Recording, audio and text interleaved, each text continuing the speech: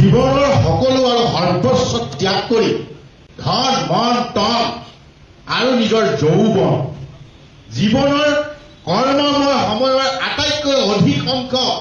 সময়ে ভাৰতীয় জনতা পাৰ্টীক যিসকল নিষ্ঠাবান কৰ্মীয়ে ত্যাগ কৰিছিল সেইসকলৰ ত্যাগৰ বিনিময়ত অসমত দুবাৰকৈ চৰকাৰ আৰম্ভ হৈছে আৰু ভাৰতীয় জনতা পাৰ্টী ইমান সুন্দৰ বক্তব্য আছিলে ইমান সুন্দৰ নীতি আৰু আদৰ্শ আছিলে যি নীতি আদৰ্শৰ প্ৰতি আকৰ্ষিত হৈ অসমীয়া মানুহে উপুৰি খাই ভোট দিছিল আৰু এইখন চৰকাৰ আকাংক্ষিত চৰকাৰ অসমীয়া মানুহৰ সমস্যা সমাধানৰ চৰকাৰ হিচাপে প্ৰতিষ্ঠা কৰিছিল আৰু এইসকল মানুহৰ আশা আকাংক্ষা চেঁচা পানী ঢালি ভাৰতীয় জনতা পাৰ্টীয়ে বিগত সময়ত কি কাম কৰি আছে অসমৰ সকলো সৰ্বোত্তম পৰ্যায়ৰ মানুহে জানে আজি সেইবাবে এই দলটোত আমি থাকিব পৰা নাই আমি থাকিব নোৱাৰিলো আমাৰ দৰে নিষ্ঠাবান লাখ লাখ কৰ্মীয়ে এই বিভিন্ন ৰাজনৈতিক দললৈ যোগদান কৰিবৰ কাৰণে আৰম্ভ হ'ব শুভাৰম্ভ কৰিব আপোনালোকে জানি অত্যন্ত দুখ পাব আজি যিজন আমাৰ সতীৰ্থ মৰমৰ শ্ৰদ্ধাৰ গোপাল কাকতিদেৱে যোগদান কৰিছে আজি গোপাল কাকতিদেৱে কালি ভাৰতীয় জনতা পাৰ্টী ত্যাগ কৰি আহিছে ভাৰতীয় জনতা পাৰ্টী ত্যাগ কৰিবলৈ যেতিয়া দৰখাস্তখন লৈ যায় ত্যাগ পত্ৰখন লৈ যায় এই যাত্ৰা পথত মোলৈ ফোন কৰি কৰি হুৰে কান্দিছে ইমান দুখজনক কথা যিজন ব্যক্তিৰ দৰে লাখ লাখ মানুহে ভাৰতীয় জনতা পাৰ্টীক মূৰৰ ওপৰত তুলি জনসাধাৰণৰ মাজত জনসাধাৰণৰ ঘৰে ঘৰে গৈ মানুহৰ মনস্তত্ব জয় কৰি ভোট দিয়াইছিল আৰু আজি এইখন চৰকাৰে কাৰ কাৰণে কাম কৰি আছে আপোনালোকে নিশ্চয় জানে এইবিলাক পৰৱৰ্তী সময়ত আমাৰ যিসকল সতীৰ্থ বন্ধু আছে আমাৰ অসমৰ যিসকল অসমীয়া স্বনামধন্য ৰাইজ আছে সেইসকলে সময়ত তাৰ প্ৰত্যুত্তৰ দিব বহু আকাংক্ষিত এখন চৰকাৰ আছিল কাৰণ কংগ্ৰেছৰ দুৰ্নীতি ভ্ৰষ্টাচাৰ আৰু কংগ্ৰেছৰ পৰিয়ালতান্ত্ৰিক ৰাজনীতি উফৰাবৰ বাবে ভাৰতীয় জনতা পাৰ্টীৰ কাৰ্যকৰ্তাসকলে অসমীয়া মানুহৰ মাজত জঁপিয়াই পৰি কংগ্ৰেছৰ বিৰুদ্ধে ভোট দিবলৈ যত্ন কৰিছিলে আৰু সেইমতে আকাংক্ষিত চৰকাৰখন প্ৰতিষ্ঠা কৰিছিল আৰু আকাংক্ষিত চৰকাৰখন প্ৰতিষ্ঠা কৰাৰ পিছত জনসাধাৰণৰ সমস্যা সমাধান কৰাৰ পৰিৱৰ্তে তেওঁলোকে মাত্ৰ কেইজনমান ধনাঢ্য ব্যক্তি ৰক্ষণাবেক্ষণ দিবৰ বাবে তেওঁলোকক আৰু শক্তিশালী অৰ্থনৈতিকভাৱে শক্তিশালী কৰিবৰ বাবে অসমৰ ভূমি অসমৰ বিভিন্ন পৰ্যায়ৰ উদ্যোগ বাণিজ্য আৰু কৃষিখণ্ড সেইসকল ধনাঢ্য ব্যক্তিৰ হাতত এইখন চৰকাৰে গতাই দিবলৈ ইতিমধ্যে পাণ পাতিছে আপোনালোকে নিশ্চয় জানে ইয়াৰ উপৰিও কেৱল এটা পৰিয়ালে অসমৰ যিসমূহ চৰকাৰী উৰ্বৰ আৰু উচ্চ ভূমি আছে সেই উচ্চ ভূমিসমূহ বিঘাই হেজাৰ বিঘাই নিজৰ নামত লিখাই লৈছে আপোনালোকে নিশ্চয় জানে ইয়াৰ উপৰিও যিসমূহ আমাৰ কোম্পানী বাগান আছিল যিসমূহ আমাৰ চৰকাৰৰ আওতাত চলি থকা চাহ বাগান আছিল সেই চাহ বাগানসমূহ নিজৰ নামত লিখাই লোৱাৰ যি অভিসন্ধি কৰি আছে এই কথা আপোনালোকে নিশ্চয় জানে আজি এই মঞ্চৰ পৰা অসমৰ স্বনামধন্য আমাৰ আটাইতকৈ বুকুৰ আমঠু এইসকল অসমীয়া মানুহক অসমৰ খিলঞ্জীয়া মানুহৰ অসমৰ খিলঞ্জীয়া ভূমিপুত্ৰসকলক মই আহ্বান কৰিব খোজো মই কাবুলভাৱে অনুৰোধ কৰিব খোজো যাতে ২৬ চনত পণ ল'ব লাগে অহা ২০২৬ চনত পণ ল'ব লাগে এইখন স্বৈৰাচাৰী একনায়কত্ববাদী এইখন অসমীয়া সমাজৰ পৰিপন্থী চৰকাৰ উফৰাই অসমৰ মিত্ৰজোঁটৰ চৰকাৰ প্ৰতিষ্ঠা কৰি এখন সুস্থ সবল আৰু অসমীয়া সমাজৰ অসমীয়া সংস্কৃতি মাটি ভেটি সুৰক্ষা কৰিব পৰা এখন চৰকাৰ আমাক লাগে আৰু সেইবাবেই সমস্ত ত্যাগ কৰি আজি ভাৰতীয় জনতা পাৰ্টীৰ চৰকাৰ জয় হৈ থকা সময়ত আমি ত্যাগ কৰি কলৈ আহিছো ৰাইজৰ দললৈ কিয় আহিছো ৰাইজৰ দললৈ আমি এই কাৰণেই আহিছো এটা সৰু দল কেইবছৰমানৰ আগতে শুভাৰম্ভ হোৱা একেবাৰে চালুকীয়া এটা দল এই দলটোলৈ আমি কিয় আহিছোঁ? কাৰণ আপোনালোকে দেখিছে এই দলটো যিজন ব্যক্তিৰ নেতৃত্বত আৰু যিজন ব্যক্তিয়ে বিগত সময়ত অসমীয়া মানুহৰ অসমৰ খিলঞ্জীয়া জাতি জনগোষ্ঠী ভূমি সুৰক্ষাৰ কাৰণে, সংস্কৃতি সুৰক্ষাৰ কাৰণে, সম্পত্তি সুৰক্ষাৰ কাৰণে, আত্মসংস্থাপনৰ কাৰণে অহৰহ যুঁজ কৰি এক সবল প্ৰতিবাদী কণ্ঠেৰে অসমীয়া মানুহৰ সমস্যা সমাধানৰ কাৰণে প্ৰবল প্ৰতাপেৰে এই সকল ভ্ৰষ্টাচাৰী মানুহৰ বিৰুদ্ধে তেওঁ সংগ্ৰাম কৰি আছে। নাম কি? অখিল গগৈ। জয় অসম, জয় অসম, জয় অসম। জোৰকে চিঞৰিব লাগিব, দিছপুৰ যাতে কঁপি যায়। আজি লুইতৰ পাৰত আমি সকলোৱে সংকল্প লৈছো 26ত ভাৰতীয় জনতা পাৰ্টি চৰকাৰ উঠৰাই আমি সংযমতভাৱে ঐক্যবদ্ধভাৱে আমি যাতে বিৰোধী ঐক্য মঞ্চ একত্ৰিত হৈ অসমত সুস্থ সবল চৰকাৰ গঠন কৰিব পাৰোঁ। সেইভাৱে অখিল গগৈৰ লগত হাতে হাতে হাত ধৰি, অখিল গগৈদেৱৰ লগত হাতে হাতে হাত ধৰি আমি অসমীয়া মানুহৰ মাজত ৰাইজৰ দল প্ৰতিষ্ঠা কৰিব খুজিছোঁ। আজি আমাৰ সন্মুখত যিসকল স্বনামধন্য আমাৰ সাংবাদিক বন্ধু আছে, এই সাংবাদিক বন্ধুসকলেও এটা পদ ল'ব লাগে যাতে এইখন অসমীয়া জাতি সংস্কৃতি মাটি ভেটি বিৰুদ্ধে কাম কৰা চৰকাৰখন উঠোৱাৰ বাবে এই মুহূৰ্ততে সংকল্প ল'বৰ কাৰণে আগবাঢ়ি আহক। আমাৰ লগত হাত উজাতীয় আমি একত্ৰিত হৈ আমি কথা দিছোঁ অসমীয়া মানুহৰ মাটি ভেটি সুৰক্ষাৰ দায়িত্ব সঁচাকৈ আমিহে ল'ব পাৰিম। ভাৰতীয় জনতা পাৰ্টীয়ে আজিৰ নেতৃবৃন্দই ল'ব নোৱাৰে। ভাৰতীয় জনতা পাৰ্টীৰ নেতৃবৃন্দই কয় দল ব্যক্তিতকৈ ঊৰ্ধ, সেইবাবে ব্যক্তিৰ কথা ভাবিব নালাগে। বৰ্তমান যিসকল নেতা অসমৰ ভাৰতীয় জনতা পাৰ্টীৰ যিসকল নেতা সেইসকলে কয় যে দল ব্যক্তিতকৈ ঊৰ্ধ, ব্যক্তিৰ কথা কেতিয়াও ভাবিব নালাগে, দলৰ কথা ভাবিব লাগে, চৰকাৰৰ কথা ভাবিব লাগে। বিজেপিৰ নীতি আছিলে ব্যক্তি নিৰ্মাণেৰে দেশ নিৰ্মাণ, জাতি নিৰ্মাণ, সংস্কৃতি সংৰক্ষণ, মাটি সুৰক্ষা, ভেটি সুৰক্ষা, ব্যক্তি নিৰ্মাণৰ দ্বাৰা। আজি এই নীতি বৰ্তমান অসমৰ ভাৰতীয় জনতা পাৰ্টীৰ এই দলত নাই। আজি ভাৰতীয় জনতা পাৰ্টীৰ প্ৰত্যেকজন নিষ্ঠাৱান কাৰ্যকৰ্তাই মৰ্মে মৰ্মে উপলব্ধি কৰে যে কি হৈ গ'ল 1-1.5 বছৰৰ ভিতৰত এই দলটো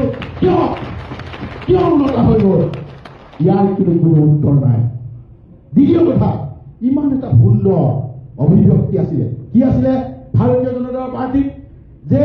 একেবাৰে সমাজখনৰ শেষত থকা উপান্ত ব্যক্তিজনক এই ভাৰতীয় জনতা পাৰ্টীয়ে উদ্ধাৰ কৰি আনি সমাজত মৰ্যাদা সহকাৰে স্থাপন কৰা, এইটো কয় অন্ত্যোদয়। এই যে অন্ত্যোদয়ৰ যিটো আঁচনি বা যিটো ধাৰণা, যিটো ভাৰতীয় জনতা পাৰ্টীৰ যিটো দৰ্শন, সেই দৰ্শন আজি নাই। আজি কেৱল কেইজনমান ব্যক্তি, কেৱল ধন সম্পদ ক্ষমতা কেনেকৈ তেওঁলোকৰ নিজৰ হাতত থাকে এই কথাতে কেৱল দল চিন্তা নিবিষ্ট কৰি ৰাখিছে। আৰু সেইবাবে আজি মোৰ দৰে, যুধিষ্ঠিৰ গগৈৰ দৰে, গোপাল কলিতাৰ দৰে এইসকল নিষ্ঠাৱান ভাৰতীয় জনতা পাৰ্টী কৰ্মী এই দলটোৰ ভিতৰত কেতিয়াও থাকিব নোৱাৰে। আৰু মই আহ্বান কৰিছোঁ, মই অনুৰোধ কৰিছোঁ এই মঞ্চৰ যোগেদি সকলো ভাৰতীয় জনতা পাৰ্টীয়ে আমাৰ দৰে সিদ্ধান্ত কৰক আৰু আমি তেখেতসকলক মন কি বাত দিয়ে। কিন্তু কাজিৰঙাৰ আটাইতকৈ ডাঙৰ দুৰ্যোগৰ সময়ত সেই ৰাষ্ট্ৰীয় উদ্যানখনৰ খবৰ ল'বৰ কাৰণে দিল্লীৰ সময় নাই। আমি দেখিছোঁ যে দুইটা কথা আমি একেলগতে সময়তে ক'ব খুজিছোঁ যে এচিভমেণ্টৰ পিনৰ পৰা এই মুহূৰ্তত অসমৰ অৱস্থা সঁচাকৈ আজিৰ দিনটোত ভাল এচিভমেণ্ট নাই। অসমে এতিয়া একমাত্ৰ ভৰসা কৰিবলগীয়া হৈছে কেৱল আৰু কেৱল ধাৰৰ ওপৰত, ঋণৰ ওপৰত। মই নিজে এজন লেজিছলেটৰ, মই নিজে এজন MLA।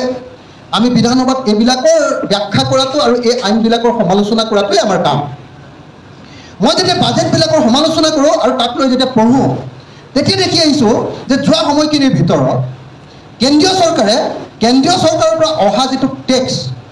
কৰৰ অংশ, চেণ্ট্ৰেল টেক্সৰ যিটো চেয়াৰ, সেই চেয়াৰটো ক্ৰমাগতভাৱে বিজেপি চৰকাৰ অহাৰ পাছৰ পৰা আমাৰ চেয়াৰটো কমি আহিছে, ক্ৰমাগতভাৱে কমি আহিছে। সেই চেণ্ট্ৰেল চেয়াৰৰ টেক্সৰ অংশটো কমি অহাৰ কাৰণে আমাৰ চৰকাৰে কি কৰিবলগীয়া হৈছে, আমাৰ ৰাজহ বৃদ্ধি কৰিবৰ কাৰণে কি কৰিবলগীয়া হৈছে জানেনে? আমাৰ গাড়ীবিলাকৰ ওপৰত বেছিকৈ ফাইন ভৰিবলগীয়া হৈছে আমাৰ ট্ৰেক্টৰৰ ওপৰত যে ফাইন লগাইছে আমাৰ ইলেক্ট্ৰিক ৰিক্সাৰ ওপৰত যে ফাইন লগাইছে আমাৰ কোনো মানুহে যে এতিয়া মটৰচাইকেল এখন লৈ ৰাস্তালৈ ওলাবই নোৱাৰে হেলমেট বুলি ফাইন বিভিন্ন ধৰণৰ যে ফাইন লগাইছে তাৰ একমাত্ৰ কাৰণটো হ'ল যিকোনো প্ৰকাৰে টকা সকা দি হ'লেও এই মুহূৰ্তত অসমৰ ৰাজহ বৃদ্ধি নকৰিলে চৰকাৰখন সম্পূৰ্ণৰূপে অচল হৈ যাব আটাইতকৈ ইণ্টাৰেষ্টিং কথা অকল কেন্দ্ৰীয় কৰৰ অংশ অসমৰে কমা নাই কৰৰ অংশ কমাৰ লগে লগে আৰু এটা ডাঙৰ ঘটনা ঘটিলে আগতে যেতিয়া ঋণ লয় ধাৰ লয় চেণ্ট্ৰেল গভৰ্ণমেণ্টে আমাক ধাৰ দিয়ে ৰিজাৰ্ভ বেংকে আমাক ধাৰ দিয়ে আৰু চেণ্ট্ৰেল গভৰ্ণমেণ্টৰ বিভিন্ন বিত্তীয় সংস্থাসমূহে ৰাজ্যবিলাকক ধাৰ দিয়ে বিজেপি চৰকাৰ অহাৰ পাছতেই লগে লগে কি কৰি দিলে যে চেণ্ট্ৰেল গভৰ্ণমেণ্টৰ পৰা ধাৰ দিয়াৰ ব্যৱস্থাটো বন্ধ কৰি দিলে ক'লে যে তোমালোকক আমি বেলেগ এটা সুবিধা কৰি দিম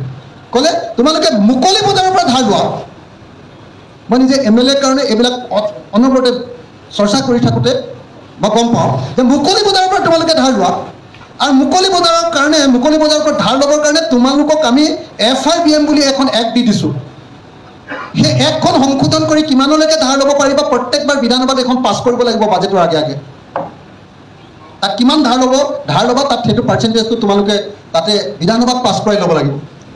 আৰু ধাৰ তেতিয়া তোমালোকক সেই ব্যক্তিগত কোম্পানীৰ পৰা ধাৰ ল'বলৈ তোমালোকক তেতিয়া অনুমতি দিম যেতিয়া কেন্দ্ৰীয় চৰকাৰৰ মতে তোমালোকে নিউ লিবেৰেল পলিচি মানে এই যে বস্তু বিক্ৰী কৰি দিয়া ডিসইনভেষ্টমেণ্ট ধৰক অসমৰ কয়লা ক্ষেত্ৰখন ব্যক্তিগত কোম্পানীক এৰি দিব লাগে অসমৰ তেলবিলাক আগতে ONGCৰ আছিলে এতিয়া ব্যক্তিগত কোম্পানীবিলাকক এৰি দিব লাগে এই ডিসইনভেষ্টমেণ্টত যিমান সহায় কৰিব তাৰ ওপৰত ভিত্তি কৰিহে যেনেকৈ ইলেক্ট্ৰিচিটি এতিয়া মানুহে যে হাল্লা লগাই আছে যে আমাৰ কিয় হেৰি এইটো কি বুলি কয় স্মাৰ্ট মিটাৰ ইমান দাম বাঢ়িছে কিয় এইটো হ'ল কেন্দ্ৰীয় চৰকাৰে এটা চৰ্ত দিছে যে তোমালোকে ইলেক্ট্ৰিচিটি ডিপাৰ্টমেণ্ট সংস্কাৰ কৰিব লাগিব সংস্কাৰ কৰি তোমালোকে স্মাৰ্ট মিটাৰ লগাব লাগিব স্মাৰ্ট মিটাৰ লগাই তোমালোকে ৰেভিনিউ বঢ়াব লাগিব আৰু যদি তোমালোকে ৰেভিনিউ বঢ়াব পাৰা তেতিয়াহে তোমালোকক ধাৰ দিয়া হ'ব গতিকে ইলেক্ট্ৰিচিটিৰ ফিজ অসমত বিদ্যুৎ মাচুল বৃদ্ধিৰ প্ৰধান কাৰণটো হ'ল কেন্দ্ৰীয় চৰকাৰৰ চৰ্ত তাৰ বিপৰীতে কিন্তু অসমত এটা ৰঙীন সপোন এটা ৰঙীন স্বপ্ন আমাৰ অসমৰ মুখ্যমন্ত্ৰীজনে অনবৰতে প্ৰচাৰ কৰি থাকিব অসমৰ মুখ্যমন্ত্ৰীজনে কৈ থাকে যে নহয় দিল্লীত মানে এতিয়া কি হৈছে দিল্লীয়ে ইমান সহযোগিতা কৰে যে দিল্লীত এতিয়া মানে পাইপডাল খুলি দিলে চন্দ্ৰমোহন পাটোৱাৰী ডাঙৰীয়াই কৈছিলে দিল্লীত মানে পানীৰ টেপটো খুলি দিলে আমাৰ এতিয়া দিছপুৰত ডাইৰেক্ট পানী আহি যায় দিল্লীত ইমান পাইপ খুলি দিছে যে দিছপুৰত একদম পইচা এইটো একো অভাৱ নাই অথচ প্ৰত্যেক মাহতে তেখেতে ধাৰ ল'বলগীয়া হৈছে আৰু ধাৰ ৰিজাৰ্ভ বেংকৰ পৰা নহয় ৰিজাৰ্ভ বেংকৰ পৰা ল'লেও যিকোনো সময়তে ৰেহাই হৈ যায় কেন্দ্ৰীয় চৰকাৰৰ কোনো সংস্থাৰ পৰা নহয় ধাৰ ল'বলগীয়া হৈছে প্ৰাইভেট কোম্পানীবিলাকৰ পৰা অপেন মাৰ্কেটৰ পৰা মুকলি বজাৰৰ পৰা অসমৰ অৰ্থনৈতিক অৱস্থা যাক পলিটিকেল ইকনমি বুলি কয় পলিটিকেল ইকনমিৰ অৱস্থা এইটো যি সময়ত আমি কৈছোঁ যে যি সময়ত আমাৰ মুখ্যমন্ত্ৰীয়ে যি সময়ত কেন্দ্ৰীয় চৰকাৰৰ পৰা দাবী উত্থাপন কৰি আমাৰ ৰাজ্যখনৰ সমস্যাবিলাক সমাধান কৰিব পাৰিব লাগিছিলে সেই সময়ত অসমৰ মুখ্যমন্ত্ৰীজনে কেন্দ্ৰীয় চৰকাৰৰ ওচৰত সদায় নতজানু হৈ দিয়ে মই সেইকাৰণে সদায় আক্ষৰিক অৰ্থতে কওঁ যে নৰেন্দ্ৰ মোদী ডাঙৰীয়া আৰু অমিত শ্বাহ আহিলে অসমৰ মুখ্যমন্ত্ৰীয়ে যে এনেকৈ বেকা হৈ দিয়ে সেই বেকা হোৱাটো সেইটো এটা চিহ্ন সেইটো এটা প্ৰতীক সেইটো হ'ল দিল্লীৰ ওচৰত অসমৰ আত্মসমৰ্পণ সেইটো হ'ল দিল্লীৰ ওচৰত তেখেতসকলে আত্মসমৰ্পণ কৰিবৰ কাৰণে আগবাঢ়ি যায় এইটো হ'ল চিহ্ন দিল্লীৰ ওচৰত তেওঁলোক নতজানো কিন্তু অসমীয়া মানুহৰ ওপৰত তেওঁলোক বৰ্মতা কেনেকৈ বৰ্মতা তেওঁলোক অসমীয়া মানুহৰ ওপৰত বৰ্মতা ৰাতি 2টা বজাত এজন অভিযুক্ত পুলিচে ধৰি নিছে ৰাতি 2টা বজাত গুলীয়াই মাৰি পেলালে যদি কওঁ যে কিয় এনেকৈ গুলীয়াই হত্যা কৰা হৈছে এইটোতো আইনৰ বাহিৰত এইটোতো কেতিয়াও কৰিব নোৱাৰি এইটো বেআইনী কাম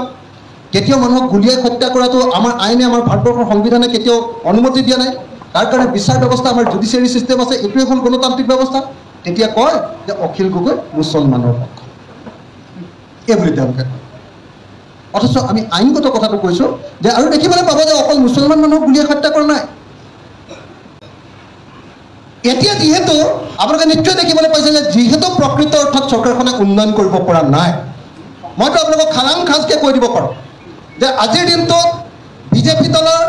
পুৰণি নিষ্ঠাবান হক আৰু দেশৰ কাৰণে কাম কৰিম বুলি যিবিলাকে বিজেপি দলত যোগদান কৰিছিল তাৰ 90% বিজেপি কৰ্মী আজিৰ দিনটোত বিজেপিৰ প্ৰতি অসন্তুষ্ট। 90%। মই যিমানেই বিজেপি কৰ্মী লগ পাইছোঁ, সেইটো শিৱসাগৰত হওক কিবা তিনিচুকীয়াত হওক, সেয়া ডিব্ৰুগড়ত হওক, সেয়া হোৱা নগাঁৱত হওক, সেয়া কামৰূপত গুৱাহাটীত হওক অথবা সেয়া বৰপেটাত হওক, সেয়া ধুবুৰীত হওক অথবা আপোনাৰ শিলচৰত হওক, মই যিমান বিজেপি কৰ্মী যিবিলাক মন্ত্ৰী বা MLA নহয়, তেওঁলোকৰ আনকি MLA বিলাকৰ লগতো যেতিয়া কথা পাতিছোঁ, কোনো এজন MLA যি মন্ত্ৰী নহয়, কোনো এজন মানুহ সন্তুষ্ট নহয়। ইভিন বিজেপি দলৰ মন্ত্ৰীসকলো সন্তুষ্ট নহয়। আপোনালোকে এবাৰ খবৰ লওক যে মন্ত্ৰীসকলৰ মন্ত্ৰীৰ কোনো মৰ্যাদা এই চৰকাৰৰ দিনত নাই। আগতে মন্ত্ৰী এজনে ইণ্ডিপেণ্ডেণ্টলি নিজৰ দলটো, নিজৰ ডিপাৰ্টমেণ্টটো চলাব পাৰিছিলে। হিমন্ত বিশ্ব শৰ্মা চৰকাৰৰ কাৰ্যকালত মন্ত্ৰী এজন হিমন্ত বিশ্ব শৰ্মাৰ মোটামুটি হাত ধৰা মানুহৰ নিচিনা। তেওঁৰ অফিচত কাম কৰা এজন মানুহৰ নিচিনা, তেওঁ এজন কৰ্মচাৰীৰ নিচিনা, এজন মন্ত্ৰীয়েও স্বতন্ত্ৰভাৱে এতিয়ালৈকে ৰাজ্যখনত তেওঁলোকৰ ডিপাৰ্টমেণ্ট চলাবৰ কাৰণে সুযোগ লাভ কৰা নাই।